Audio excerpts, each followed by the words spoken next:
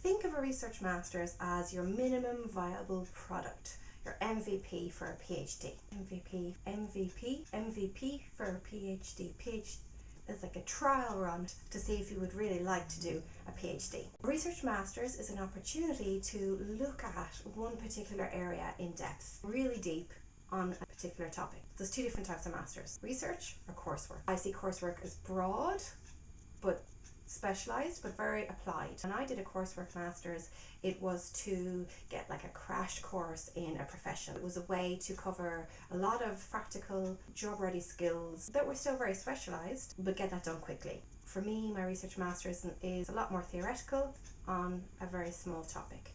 There are a number of reasons why you would do a research masters.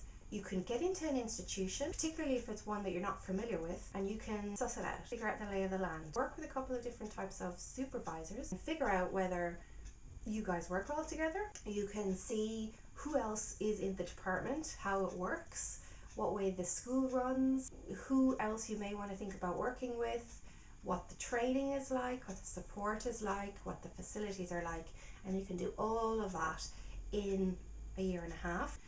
As opposed to diving straight into a PhD, which is like 3 years, sometimes 4, and finding that it's not what you wanted. I'm coming back to research after, I think it's been about 15 years since I did my coursework masters, quite a significant period of time.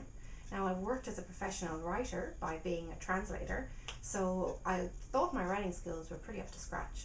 But actually, academic writing requires a way of thinking that's taking me longer than I expected to get into. I'm really glad that I have this research masters as a buffer to get some on-the-job training for my PhD. If I decide it's not for me, that's okay too. I still have a really usable piece of work that I can publish out of, that I can market, and that I can use in other ways to really build my career. So it's a chance to get myself PhD ready. One last thing, here in Australia, a lot of students do an extra year at the end of their bachelor's degree, and they call it like the honours, and so they do an honours project, which is like a small piece of research. I've seen the honours masters compared to research masters. I did an honours degree in Ireland, and I certainly did a research project as part of that, but it was nothing like what I'm doing now.